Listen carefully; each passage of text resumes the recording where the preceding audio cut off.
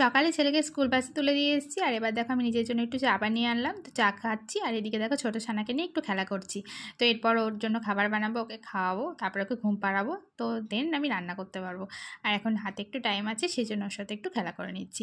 তো যাই হোক, এবার ঘুম টুম পাড়িয়ে এবার চলে গেছি রান্নাঘরে। তো আজকে দেখো রান্না করছি পটল ভাজা, আর এদিকে হচ্ছে ভাত।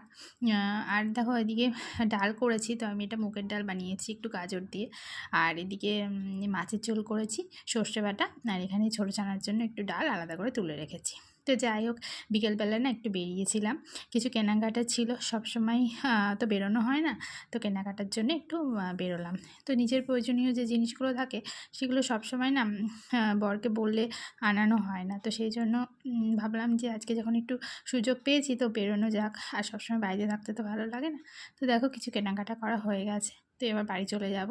তো যাই হোক, আজকে এটুকুই তোমাদের সাথে শেয়ার করলাম, কেমন লাগলো জানিও। টাটা।